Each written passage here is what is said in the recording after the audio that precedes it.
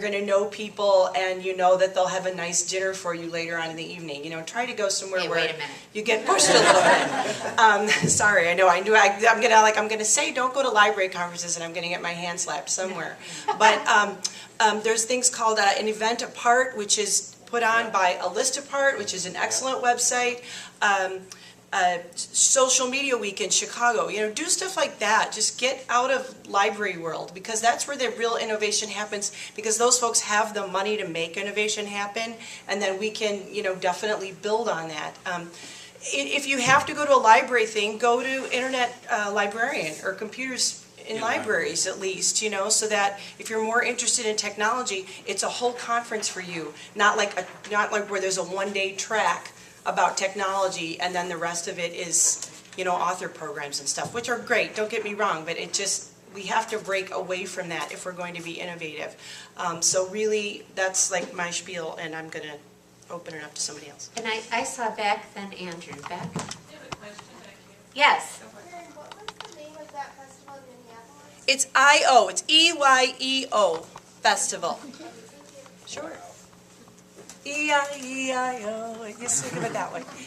Well, Yeah, it's also a pun on I-O. I know. Yeah. That's a great. You got it. You got it. It's it. I agree wholeheartedly with both Karen and Sina on the get out beyond your comfort zone and meet other people. It's definitely the most rewarding and extended my thinking the most as a career move. So I want to talk a little bit about the behaviors and attitudes that that Anne mentioned at the beginning, in addition to the websites that are great and awesome.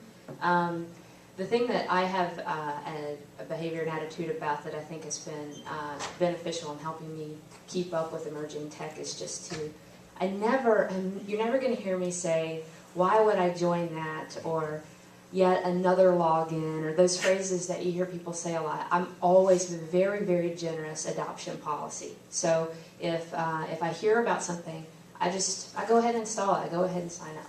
And then I have a just equally generous uninstall policy, so that whenever it's just like, whatever, this isn't worth my time, or it's taking too much of my time, I will uninstall it. So having just that attitude of curiosity and wanting to just know for yourself what it's like, and if it's relevant to you in your life, or even if it's not, how it might be relevant to your visitors or patrons, or whatever you call the people that come to the library. Also, in that way, you're going to have things that stick because they are relevant. And I recommend occasionally just reflecting on what the social contract is between you and that thing that you like. What are you getting and what are they getting? And just making sure that that is equal, so that you're getting as much as you're giving. Because, like, for example, with Facebook, you're giving a lot. You're giving a whole lot. But for me, I'm getting a lot from it. And so I feel okay about being on it. But if I weren't getting what I'm getting, then I wouldn't be on it. So I think having just that knowledge and awareness of how all these things work is important. And then the last thing kind of applies to your work, because these former things are sort of personal. Whenever I'm trying these new technologies, sometimes I'll just slap the word beta or experiment on something and invite my friends or the closest followers at the museum to play with it, so that I can understand how I might use it for a project. So don't be afraid to just very lightweight, minor, not a whole lot of thought in it, experiment with some of these technologies and your users, so that you can kind of understand what the possibilities are by doing it instead of reading about somebody else who's doing it. That's a very scary thing for a lot of people back, but very important. Yeah. And then Andrew. I just wanted to talk about, a couple of things that I'm doing, a couple personal research things that I've become fascinated with, and I just want to share them with you as possible trends. First off, I'm working on digitizing sheet music. So you take sheet music and run it through a scanner, and save it as a TIFF file, and then run it through an OMR program, an optical musical recognition program. And it spits it out as staves and notes and things like that. there's not a whole lot of work being done on it. The engine isn't very effective. You get a 70% retrieval rate maybe. There's a lot of editing, but by God, you can take a sheet music and turn it into something that actually sounds like somebody's playing it on piano. You save it as a MIDI file. So I've been working on doing that. I've digitized a bunch of sheet music at this point. Alice and I have worked on stuff on that. So it's a fascinating part of the world to be exploring. And second thing, as many of you know, we have worked on a database system for my neighborhood where we have digitized or entered into a database system all the people that have lived in my neighborhood from 1883 to 1930 and what houses they lived in and what their occupations were and things like that. Pullman. In the Pullman neighborhood in Chicago. So, and that's not so exciting. I mean, it's just great. Oh, great, you can go to an address and so forth. But what we've been trying to do is make it so that it hooks into other data. So it's not just the data of this particular house or this particular person. It's hooks that you can add a newspaper article about that house or a photo about that house. So it's not just a single silo thing. We've deliberately built it so that it can be expansive and inclusive with data that holistically, Web 3.0 concepts that holistically forms different variations of data, different arrangements of data. Andrew, is the Pullman District built Sears homes or Rodgers? No, there were, The question was, is the Pullman District Sears homes? And no, they were built by, it was a planned industrial community from 1881. They were all built in 1881. So. and Carlos has a question. Are we doing questions now or afterward? You can shout them out whenever, guys. Why don't you finish and have a comment about your projects that I'm kind of interested in. So. Okay. For instance, now we've gotten some work. We got a grant basically from Driehaus Foundation to have an architect come and describe the original doors and windows and porches of every house. So you have architecture plans if you ever wanted to rehab that house. So that hooks into every, you know what I'm saying? So you got the address with who lived there, with photos, with newspaper articles, with the original drawings. It all holistically works. And I would urge you that when you build things, do not build them, keep that in mind. Do not build them in a silo. Build them so they can expand in all directions. And as to very quickly, I would also look at Code for Lib if you are into coding, into programming and things like that. And there's a Code for Lib conference, which is like a meeting of a Masonic lodge. It's just this intense thing. Okay, I'm sorry. I know Carlos has a comment, but before you go, just really quick, there's a huge opportunity in what you're doing because if somebody who's blind or whatnot, it's like my shameless plug here, but think of the blind people. But no, if you that's an awesome resource that you're putting together, and what you're able to do is by bringing all of that digital information and making it relevant about the physical world. That kind of information is somewhat accessible to somebody who can see. They can, of course, go to maybe like a public library, look at a physical resource, but by digitizing that, somebody could just use an iPhone and have that be accessible. So I hope you're thinking about that as you're putting this together, because there's a huge opportunity there. I'm getting maps that are Facebook, or that are mobile device friendly, so you can just have the map and just push the particular address and it'll spit out about it, or things like that. We're also thinking about QR codes in front of a house. So this house will have, if you want to do this with your house, so you have a QR code or some other thing where they can take a phone, click on that QR code, and it will spell out who lived here, but also, John Smith was killed here in 1926, or weird, odd things about that particular structure, or photos of it. So. My comment goes to both of you, I guess, and Sina's also. You guys hear about New York Public? They inherited a huge menu collection from this woman. Yep. And they opened it up to the public, so it's all digitized, but then they opened it up to the public to transcribe it all, so that you go in, you highlight, you know, pork chops, and you type, anybody could just log in and just start, as a community, start transcribing these materials so that it becomes text as opposed to just digital images. Yeah, and it was an incredibly successful. Once it came out in the paper, I mean, we did it. Me and my wife did it quite a bit, you know, because it's these old sort of from the 30s, like train menus from, you know. From Pullman cars? Yeah. So, and I'm just wondering, I mean, I think that's really an opportunity in the future to engage in this technology. So I'm thinking about your sheet music. I mean, I don't know in particular, I mean, it might work or not, but that kind of thing where there's a vast archive of stuff that needs help from the community to make it better, make it more accessible, and make it readable. So I would encourage folks to do that, to sort of, I mean, if you have the technology, sort of open it up and trust it. And there was, you know, there's some checks and balances on the transcribing that you were doing.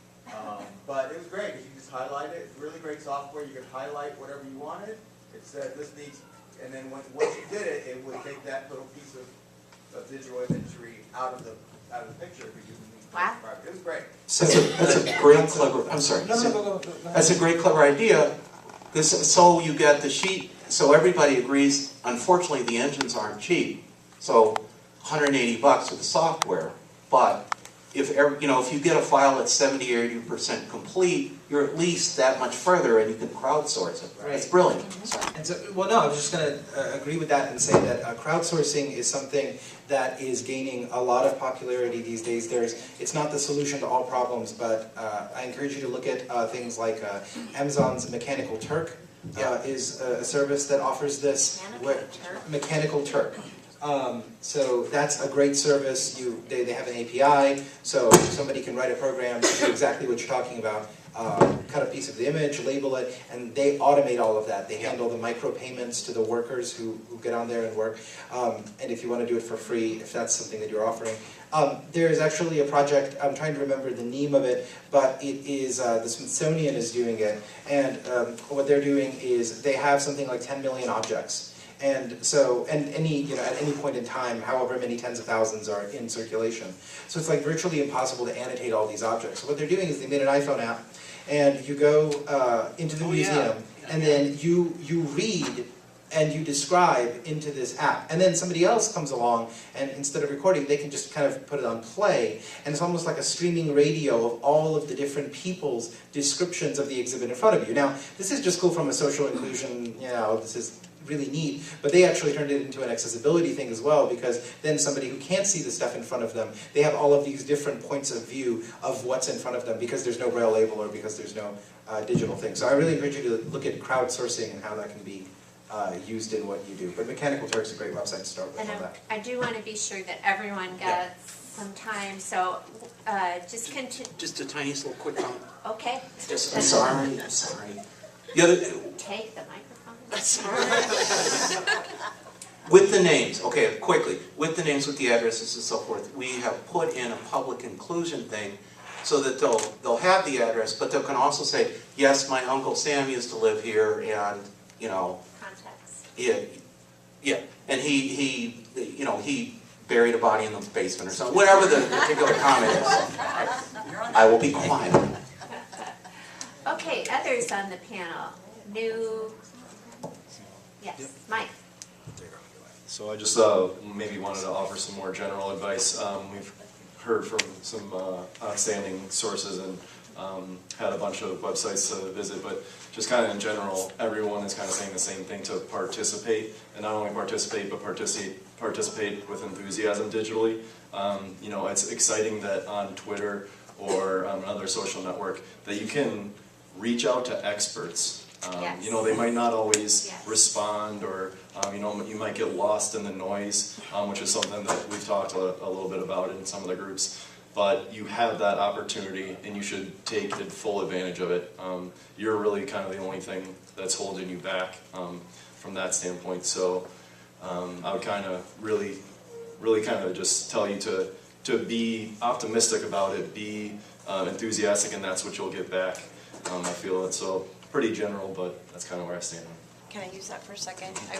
I'm going to put Mike on the spot for a second, and that I was one of the people that interviewed Mike when he applied to move from youth services to be our digital services manager. And one of the things that most impressed me and our director about Mike was when he told us he likes to work on this stuff at home on his own and keep learning. That was like, you know, like the angels started to sing and the rainbow came out, and we were like, we have found our candidate. So I'm just throwing that out there to you, that was the sign of a really successful librarian and digital services person to us. So take that with you, because that might be you someday.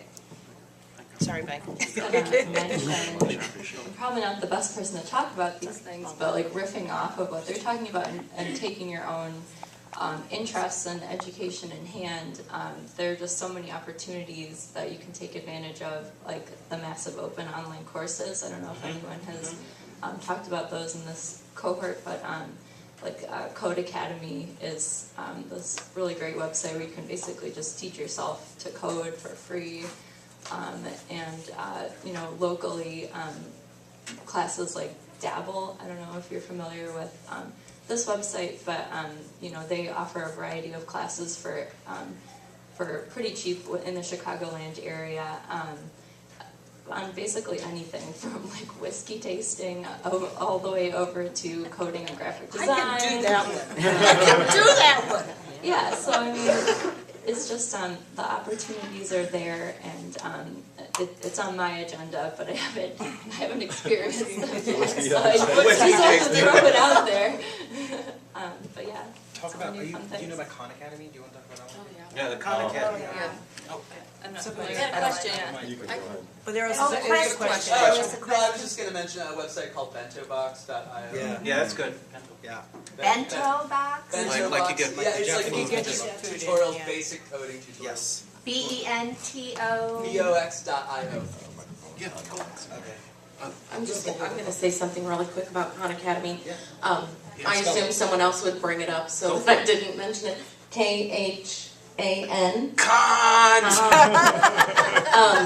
Started very simply with an uncle trying to help his niece and nephew out with their homework. And so he started making videos for them, and then noticed that they were getting lots of hits. And if you're like me when it comes to math and science things, hearing it is one thing, seeing it is a completely different thing, and having the reinforcement after I've left the classroom. Khan Academy does offer free, basically free classrooms, so your teachers can establish their students and assign out videos and exercises for reinforcement or for flipping. So we have some of our teachers that are on our flipped initiative that are doing it the true flipped way, where the kids watch at home and then they come in and reinforce and discuss and do the actual hands-on portion with teacher help. And then we have some that are kind of intermingling it between what they do. And we have taken it a step farther with actually our 4th graders and 5th graders. They are making the videos. So the teacher introduces the concept as part of the reinforcement. Here's your flip camera. Go over to the corner. You're doing this part of the lesson. Your group is doing this part of the lesson. And then the kids are reteaching the concepts, and those are posted on the teacher website. And it was honestly initially to help the parents who were struggling to help their children with homework. And so then they would go home and say, Mom, my video's up today. And it was generating a lot of buzz with our 4th and 5th grade math program. So, you know. What was that one, sorry, the name? Khan Academy. KAHN. Yeah. As in Kublai. There's other, people mentioned MOOCs, and so the massively online courses. And so if you're not familiar with those, definitely check those out. Anything from physics to library science to computer science, anything at all. MIT has a good initiative. So does Stanford.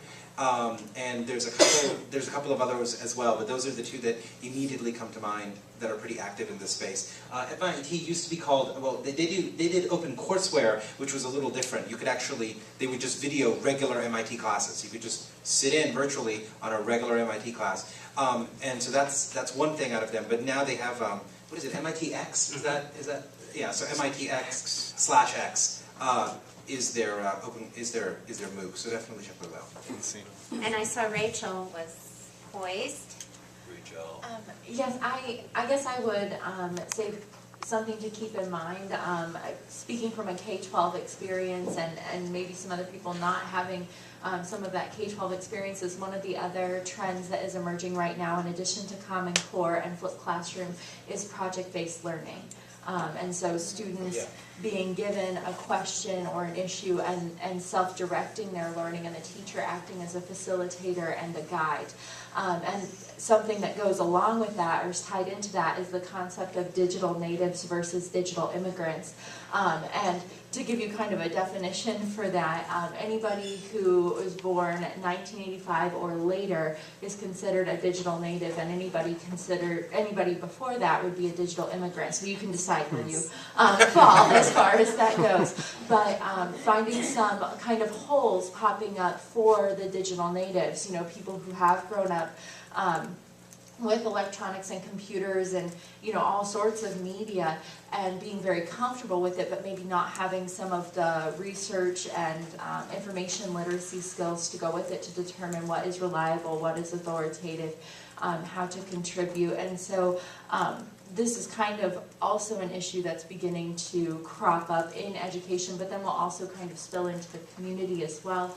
And although the point of this panel is definitely talking about staying current and keeping up with technology, I think something else that's worth keeping in mind is that the communities in which we're serving, whether they're academic, public, school, special, or other, we have individuals in those communities who may not be where you might be. And we definitely can't leave them behind, because something else I think that's cropping up is this divide. And it's becoming larger and larger in some cases, and so keeping in mind, you know, that people aren't where maybe I am, and how different people respond to technology. You know, there's like 5 different ways people tend to respond, everywhere from intense enthusiasm and experimenting individually to almost like terror, you know, and fear with regards to it, and shutting down and saying to ourselves, okay, well, where is our community, you know, compared to other communities, or where's our community compared to my experience, and then how can we meet the needs of that community? Because I think sometimes we get so excited about the idea of all of these wonderful things, and they are wonderful and they're great, but they may not be wonderful for everyone right now. And so that's something else I would kind of put out there as something to take note of, and while you're staying current, staying in touch with where other people are and where they are currently. While the microphone's being passed to Beck, I just wanted to mention another MOOC site for online learning is Coursera, and they also have Spell, please. Just Coursera, C-O-U-R-S-E-R-A. Wow, spelling bee flashbacks. So yeah, that was probably the most nervous I've been in a while. Better than I did. Put it in a sentence. Yeah, exactly. I'm taking a Coursera class. Okay, but they have also a lot of other things outside of just tech. So they have literature classes, they have photography classes, things like that, and that's also a good way to. Karen spoke about getting outside of just libraries or just tech. Tech doesn't operate within itself. You know, there are courses on creativity. You know, how you apply the technology. What's important is the individuals that utilizing the technology. So really think about that too. That technology is a great driver, or is kind of a great tool, but you guys are kind of the drivers, and it doesn't operate in isolation. So I want to talk a little bit about something. Yeah, go ahead. Yeah, for our team, I attended an programming course, and it was apps for libraries, and it was a really great summary of e-readers and their usability for a wide variety of patrons. What kind of course? Udemy, U-D-E-M-Y. Get it? Just a little bit, kind of what Rachel was saying, and back to something Beck said earlier about, like right now my focus is not at all technology, it's all about student engagement and student development theory. And so I'm struggling with keeping up with technology and making sure that things are happening in our library so that we can push out new things. And so we've handed it off to some of our student workers. And I'm going to call out Dorothy and John, my coworkers who are here. Like right now I have 2 student managers. This is like, it's going to sound so silly, but we're doing a Harry Potter themed student event November 1st. And we are representing, the bookstore from Diagon Alley. So I just didn't have time to come up with what we were going to do, and so I just gave it to them. And then we were trying to figure out how we could do something that would be cool. We have 6 Sphero balls, and we wanted to do something fun. And so John mentioned trying to make a monster book of monsters that could be driven by some Sphero balls. Turns out that's not going to work. The engine's just not strong enough. But when I stopped up yesterday, they were working on their 3rd prototype. Smoke was monster. pouring out. They want me to buy them an RC car. There's fur fabric involved at this point. And so this seems so silly, but the point is, I don't have time right now because it's not my focus, but I have these amazing students who have not only the knowledge to do it, but they have the right perspective, right? So if you throw something out and you let other people figure out how you should be using it as opposed to dictating how they use it, the product is going to be so much better. We're desperate to do some interactive maps right now, but we're just too small. And while Dorothy has come up with a great prototype for us to work on, we just don't have time to work on it. So we're handing it over to the same 2 students in this case. I gave them a couple different ideas for how they might get started, but they don't have to use any of our ideas. They can do whatever they want. And they're going to run with it. And they'll do something super cool that we would never thought of. It'll be way better than anything we would have produced after 6 meetings in a closed, cold room deciding what people want in an interactive map. Instead, we'll have the students do it for us. So I think with technology, sometimes it's easy. And anything, if you can't focus on it, it's okay. You have to focus on other things sometimes. But find people in your patron groups, if you're, school librarian, your students, academic, students who either work at the library or just around, use them, give them a problem, give them a need that you have, give them some tools and see what they come up with. And then it's moving forward, and even if you can't focus on it.